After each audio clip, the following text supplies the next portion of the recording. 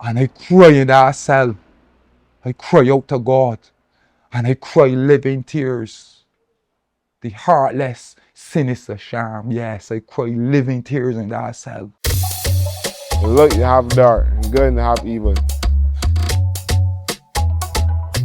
Because it's a different generation, it's a different kind of steel teeth generation. I saw a lot of things at, I would say, trauma. In the heat of the moment, the adrenaline, I had so much things, I had so much to lose at that time. Time to change, man. Time to turn around. Time to turn around.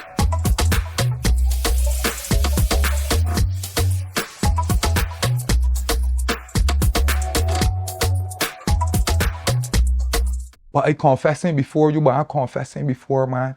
And with that, I hold a little prayer and fast, and I say, well, here what's going on. I going before the courts, my next court day, I going before the courts, Father Lord, and I going to plead guilty to these matters, to these charges before me, Father, and I put this in your hand because I confess to what I did before you, and I gonna confess it before man, and I leave it to you. Your word is good, and your word is ever knowing, ever powerful. And I went down and I tell I told the when I went down to court, I told the magistrate I want to plead guilty to my matters, and magistrate said you can't plead guilty, this is high court matters and this thing and that same thing.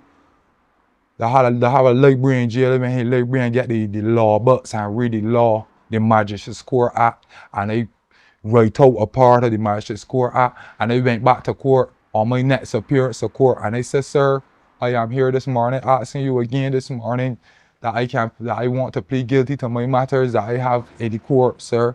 And he says, Mr. Bernard, and I says, sir, under the Magistrates Court Act and quote the page, I give him the page, the caption, the cap number, the subtitle, everything, and quote what the Magistrates Court Act said. And he said to me, Shamar, he said, Mr. Bernard, they understand and they know what you want and thing. And with that, he wrote up the papers and I committed my case to High Court. I went to High Court. Little time passed and I went to High Court. But all that time I was getting closer to God, and the children was feeling it. When they come on visits, my little son had to get counseling. The last boy had to get counseling because here boy, daddy was here, daddy and mommy was here. I know daddy just gone within 3 days, daddy gone. Where my daddy, a 3-year-old child, how he could comprehend that you daddy in jail. And then now, when you do get to see you daddy, now you come in and see all these gates and all these bars and you daddy things. So that started to take a toll upon me. What started to happen to my children, how it started to affect my children and stuff like that started to take a toll upon me. But here I am, put everything into God's hand. I'm going to plead guilty. I'm going to plead guilty. Well, I pleaded guilty.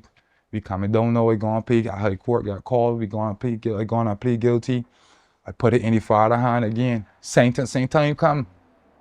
So Father Lord, I put this, give me the strength to think I would like a fine, I would like a little fine, I would like think, but let your will be done. I stop in that box and Miss Beckles give me 10 years for the gun, 10 years for the firearm, and 10 years for discharging firearm in our police officer. I was not looking for that kind of time, I was looking for a little, if he can do time, probably a little 7 years for time to take off or stuff like that. And my foot back a little bit. But you know what? I went back to those cells and I said, look, I said, Father, this I put in your hand and this your decision and this the time that you feel that I could do and you willing to walk this walk with me, Father Lord. Well, I accept it. I accept it. I cursed, I was angry. Don't get me wrong, I was angry and tell myself what you really do. I know trouble in my life for true. Oh, you know trouble in your life, boy. But I stand fast within the Father. Stand fast within the Father and say, Father Lord, I am crawling with you and flying in your face. This way it is, I accept it. And you know, I sit down on that bench in the cell. I said, Father, I accept it. And with that, the door push. And I hear Shamar, put on your shirt. You have to go back in the court. Your time is wrong. They give you too much time. You understand? So I look at it as the father was looking to see, I don't really say that he's test me, but he was looking to see the sincereness of my heart and what he was dealing with and what I imposed and hand over to he. But anyway, I went back in the court and my time was reduced to get do over and stuff like that and thing, and I was given lesser time. But while in jail or over on the time so you know I went over and everybody want to work this pay, everybody want thing. I said no, I can't keep going through this. I can't put my family back through this. I can't put my children through this. I got to find a way to better myself for when I go back out there. Not to better my crimes, but to better myself. So I enroll in classes. I got things in jail to help. Me going to jail preserve my life. Me going to jail save my life, preserve my life for this year. At the time, sometimes to some people it seemed like a punishment, but it is another word. Preserving, a preserver, it's like sword, because it preserved my life. And while in there, I enroll in classes. I enroll in construction classes. I enroll in CXCs and things to better myself. And I come up with CXCs, principle of business. I come up with principle of business with a grade 1 with a distinction. I come with a construction course, you know what I mean? And better myself, put myself in a better position. I had Mr. Tull, while I was in there, I had Mr. Tull who was over the education department and rehabilitation and stuff like that. You need a strong support system. I had people like Allison.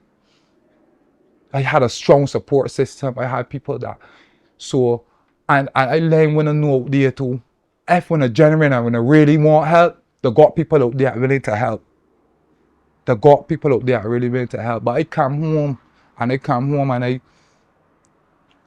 tell myself, I'm going back down that line. I'm going back down that line. I still find myself back down that line. So I went to the point where I was involved in an individual, and when the true individual can't get away, and there's always obstacles out there. I don't want to go too deep into that, but I end up being wanted. I end up coming home after had all that good mindset and everything. Oh, don't let me left out this part. I get home with a cell phone in jail. When it was time for me to come home, close to me to coming home, I crawled with my mother. Mommy, I want these particular shoes. Mommy, I want the limo. I got come home in grasters and all that there. As a man that was no like so deep in touch with the father and deep in touch with the father, I just get so carried away. And the father said, no man, you ain't going home. You ain't going home. I'm down with you. And I believe that I was to come home for Christmas Eve. I was to come home. My children, my whole family, everybody excited about me coming home. And I crawled in my mother 3 and 4 weeks before upon the phone for particular outfit and particular class and a particular way that I want to come home and all kind of thing. Everything that God bring me through in my time and my sentence and everything fly out my head. It happened, it's true, fly out my head, and I tell myself, oh, I think I got touched by the road, boy, take my chest out like I'm a demon pigeon, but God say, here, what's going on, man? That the plan and that way God for you. You see that cell phone that you got out there thinking with them fellas and think what's gonna happen here in our picture that I had took in the middle of my sentence and up on social media a week before my date to come home. I got to tell you what happened from there. From segregation, they put me, watch how the devil and the father working. I say them because the devil allowed them to I get put not in a normal environment. I get put in security. They put me in security. I do 2 months additional onto my time in security amongst the death row men, because I wouldn't say where the phone is or whatever. At least that's what I thought it was. But that way it was the father working for me. and breaking me down. How to pull me, no, and put me by myself. No, I do the final molding and the breaking and thing. And when I look up that Christmas Eve and look across the yard and see that man going home and going in that reception room and going home, it hurt me knowing that my children would be waiting for me. And because of follies and still want for in, want for out, look at the situation I in. And I break down and I cry. I call Allison. She said, Shamar, you need to fast and pray. You need to fast and pray. And put out yourself sincerely out to the Father. Here, you see having people as a certain people in your life as a lifeline, that when you at your lowest point at anything you can reach out to them. Sometimes as we use need to hear. You need that here to hear. Anyway, and I cry in that cell. I cry out to God. And I cry living tears. The heartless, sinister sham. Yes, I cry living tears in that cell. Because I can't get to go home. And every boy going home. And I tell the Father, Father, Lord, if you let me left this place, I'm going to do certain things. And I make a vow before I make a covenant between me and the Father.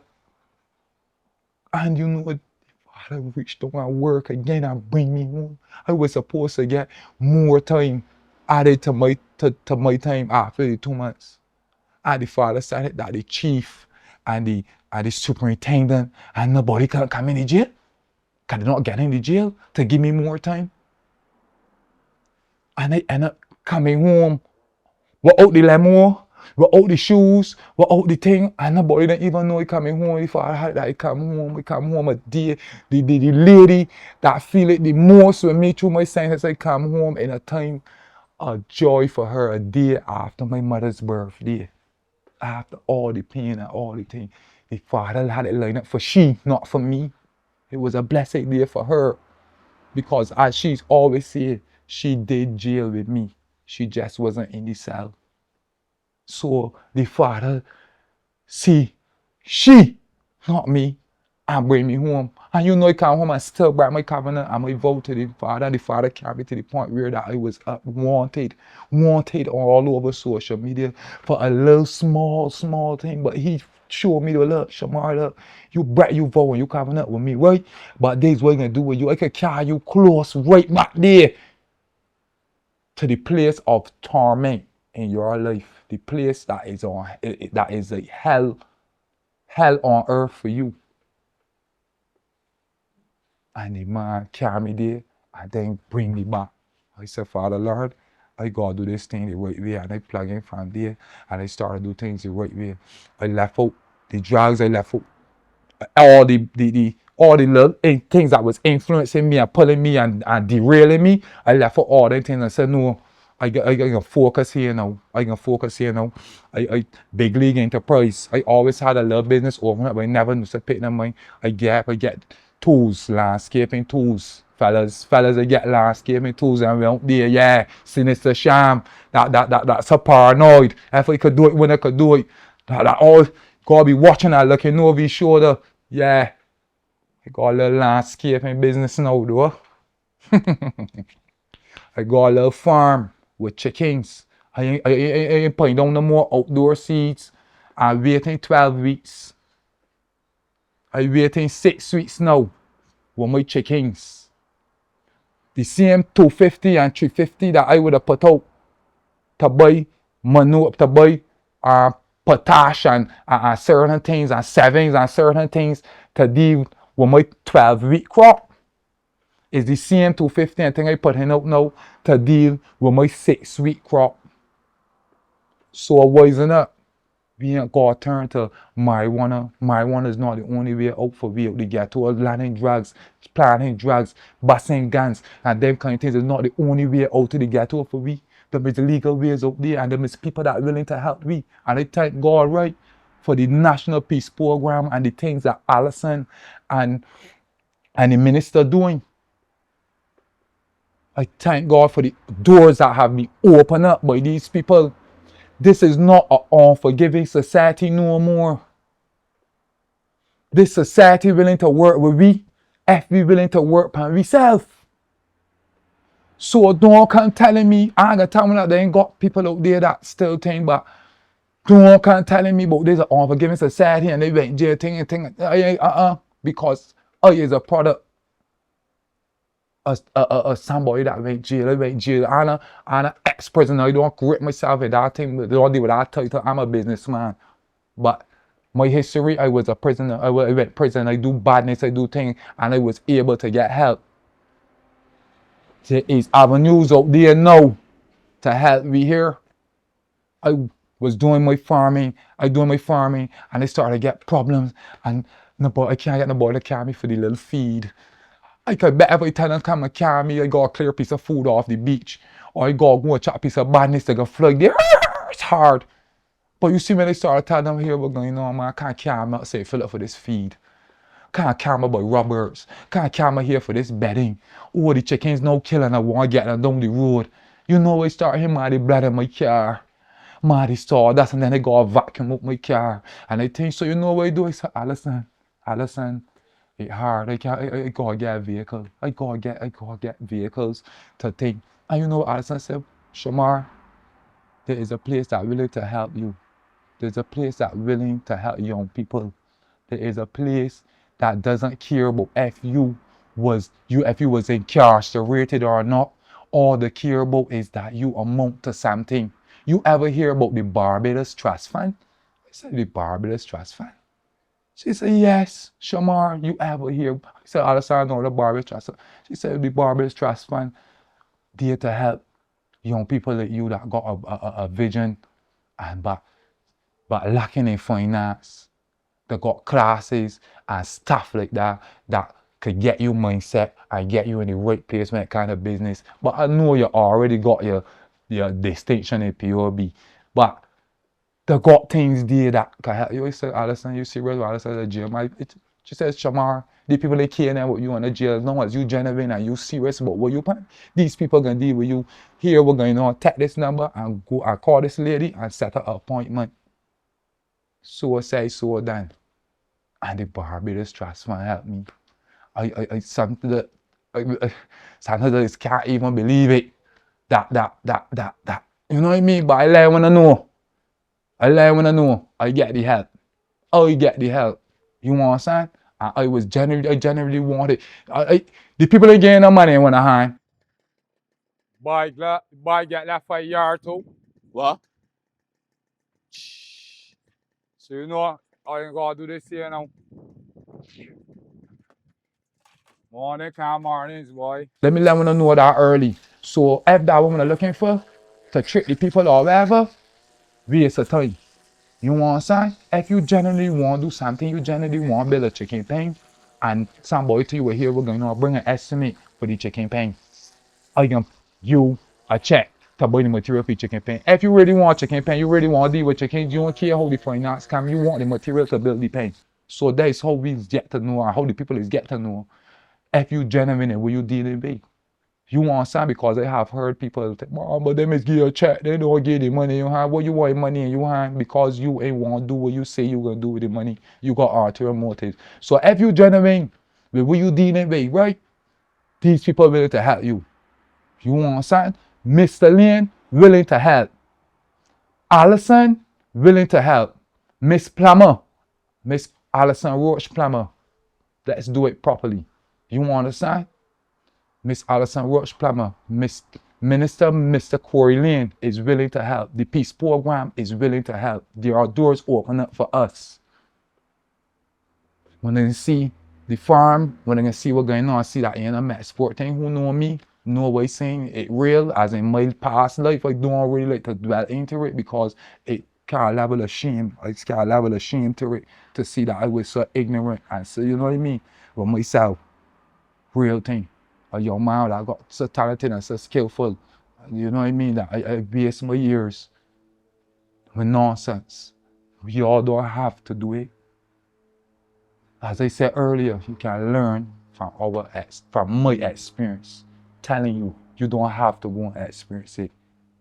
And in this time, we're gonna have a much better chance, a way better chance, because we don't have an unforgiving society. We have a forgiving society, and we have a government that is opening doors and opening an avenue that we can get the help that we want if we genuinely want it. So proud of you, son. So proud of the man you've become. Thank you, ma'am. Keep flying. Thank you. Keep flying.